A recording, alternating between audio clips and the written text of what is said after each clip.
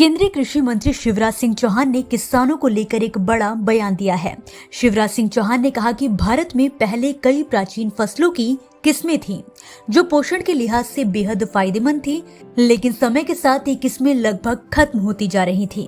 उन्होंने बताया कि ऐसे वक्त में हमारे मेहनती किसानों ने इन पुरानी किस्मों को बचाने का काम किया है। और इतना ही नहीं, कृषि मंत्री ने देश के ऐसे किसानों को 15 लाख रुपए की राशि देने का भी ऐलान किया है। तो चलिए आपको सुनाते हैं कृषि मंत्री ने और क्या कहा। प्रावधान कर दिया गया है, अब ऐसे संरक्षण के लिए 15 लाख रुपए तक की राशि विशेष रूप से उनको देने का काम किया जाएगा, ताकि उनको संरक्षित करके रखने में जिस तरह की संरचनाओं की जरूरत है उनको वो बना सके। अब कानून के बारे में लंबी बात मुझे नहीं कहनी, मित्रों ने बताया है। दुनिया में भारत पहला देश है जिसने ये कानून बना के बीजों की किस्मों को, पादपों की किस्मों को संरक्षित रखने का काम किया है। उनके अधिकारों का संरक्षण ये करता है। अब बीज हमारी सबसे बड़ी पूंजी है। हमारा बीज, हम अपने बीज को बो सकते हैं, हम अपने बीज को बेच सकते हैं, जिनको बेचे वो भी बो सकते हैं। बीज हमारा मौलिक अधिकार है। कृषि मंत्री ने कहा कि पुरानी और नई किस्मों के बीच सही संतुलन बनाए रखना बहुत जरूरी है, ताकि परंपरागत और आधुनिक दोनों ही प्रकार की फसलें टिक सकें और देश की जैव विविधता बनी रहे। कुछ चीजें मुझे लगती है इसके साथ साथ करने की जरूरत है, जो हमारी ड्यूटी हम करने का काम करेंगे। एक, इस कानून के बारे में मैं ईमानदारी से कहूं तो जानकारी की बहुत कमी है, आम किसान नहीं जानता। तो इसका व्यापक पैमाने पर प्रचार प्रसार करने की आवश्यकता है।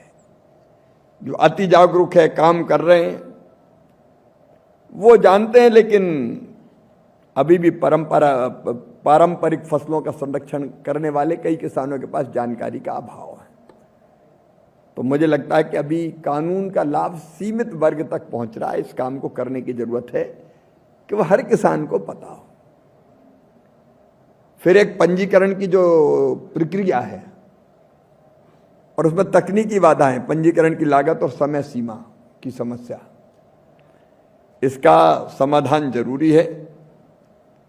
DUS परीक्षण जरूरी है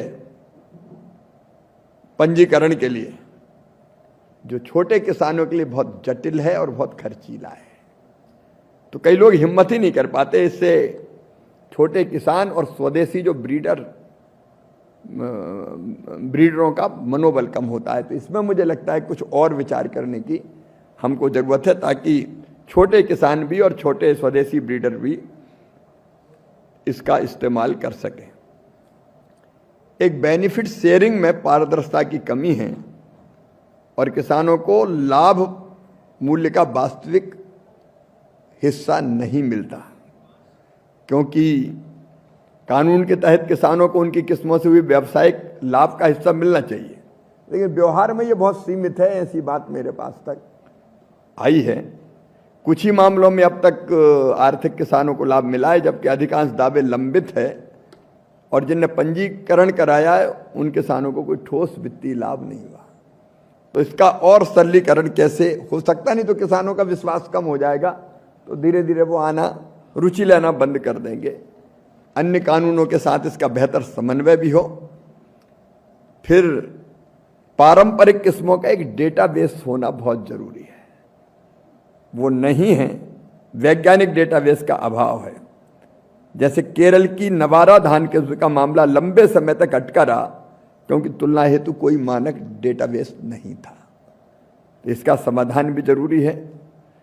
फिर किसान और व्यावसायिक ब्रीडरों का जो वर्ग है, कानून में किसान और कारपोरेट ब्रीडरों को समान दर्जा दिया है, जबकि संसाधन देखें, तकनीक और विशेषज्ञता देखें तो भारी अंतर है दोनों में। तो किसान संरक्षण की प्रक्रिया में पिछड़ते हैं।